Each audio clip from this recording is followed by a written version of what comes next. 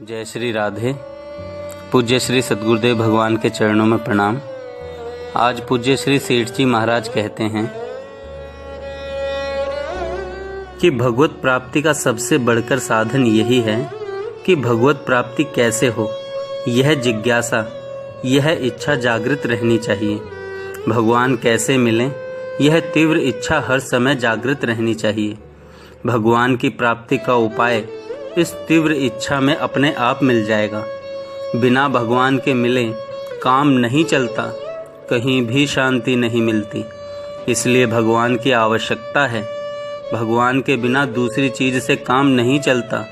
संसार के पदार्थ बहुत समय से हमारे पास रहे हैं, ये सब बाधक हैं। भगवत प्राप्ति की तीव्र लालसा होनी चाहिए।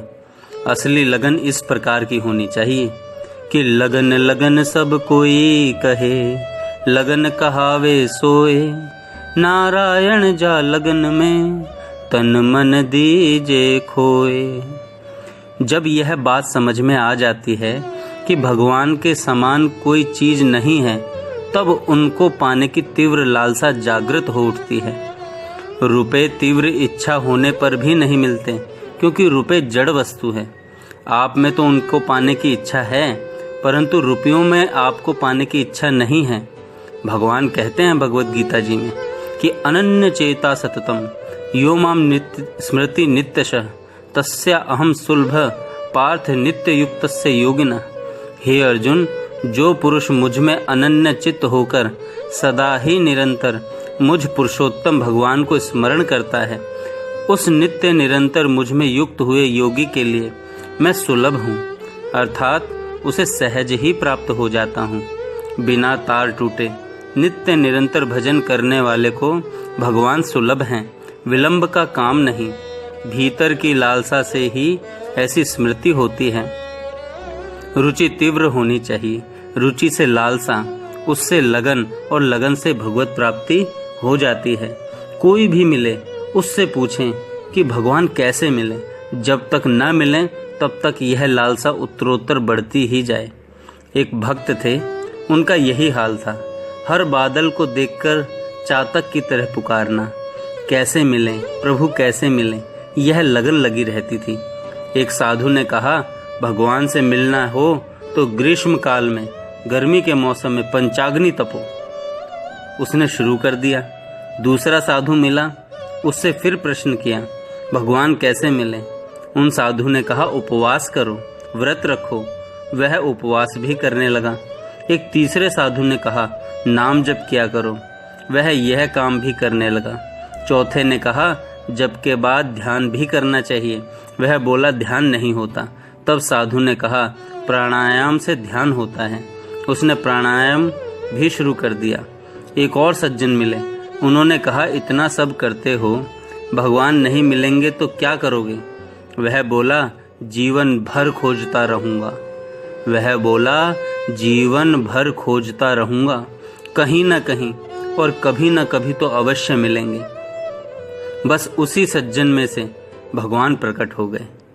बस उसी सज्जन में से वही भगवान प्रकट हो गए। वे भगवान ही थे, परीक्षा करने आए थे। हम लोगों को भी यह जोरदार निश्चय रखना चाहिए। भगवान से मिलने की वास्तविक इच्छा होगी तो निराशा कभी नहीं होगी। जो भगवान के भरोसे पर रहता है, उन पर निर्भर रहता है, उसे भगवान अवश्य मिलते हैं। विलंब तो हमारी कमी की पूर्ति के लिए करते हैं। हमारी लालसा को और भी तीव्र करने के लिए ही भगवान हमें तरसाते रहते हैं। हमें अपनी लालसा को हर समय बढ़ाते रहने के लिए सत्संग, सत्पुरुषों का संग करते रहना चाहिए। लालसा का वृक्ष कभी नष्ट नहीं होता। उस वृक्ष की रक्षा भगवान करते हैं। देखने में न भी आए तो भी विश्वास करना चाहिए। भजन ध्यान भी स्थायी पूंजी है।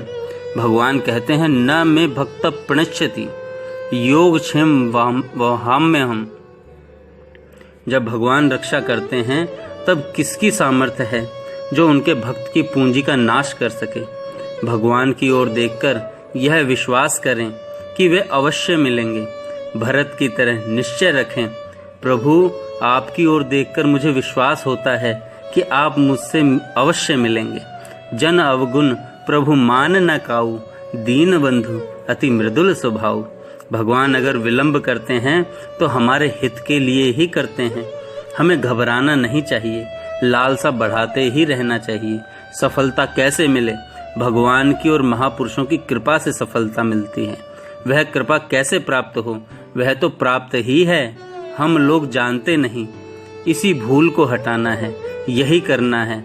उस प्रभु की और महात्माओं की तो पूर्ण दया है। हमें प्रतीति क्यों नहीं होती, महसूस क्यों नहीं होती?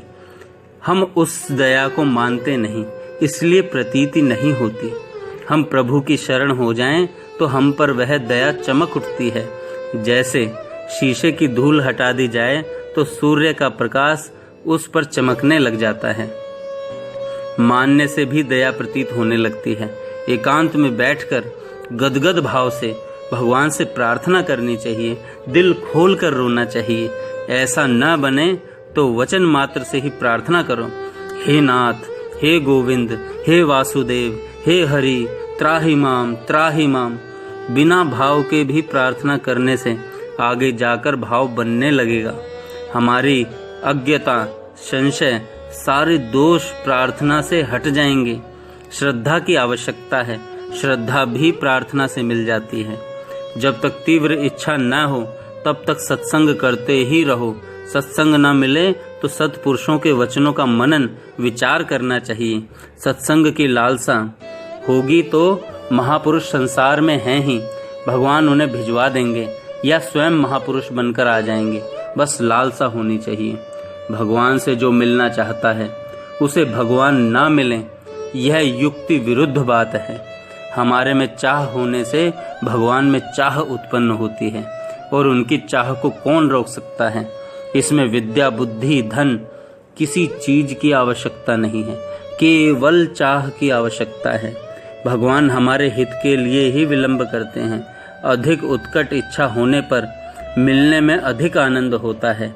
जैसे भूखे को भोजन और प्यासे को जल मिलने पर उन्हें अधिक आनंद होता है, जो भगवान पर बेड़ा डाल देता है कि हमें भगवान से ही मिलना है, चाहे वे आजीवन ना मिलें, हमको और दूसरा काम करना ही क्या है।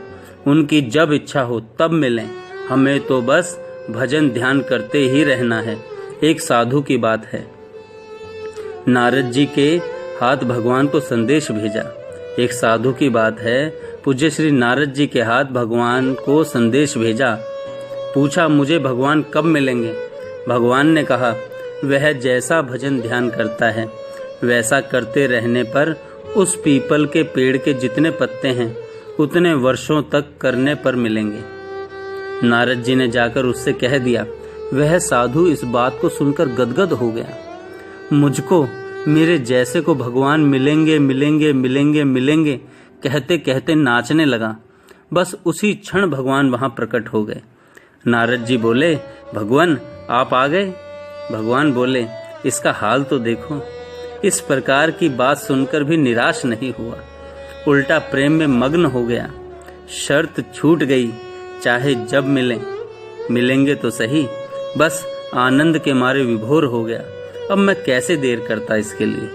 वही बात कि लालसा बढ़ाएं, आपका प्रश्न ही उत्तर है। भगवान कैसे मिलें, भगवान कैसे मिलें, भगवान कैसे मिलें, भगवान कैसे मिलें, भगवान कैसे मिलें, यही करते रहो। नारायण नारायण नारायण, श्रीमन नारायण नारायण नारायण। जय श्री राधे। पूज्य श्री सद्गुरुदेव भगवान के चरणों में प्रणाम।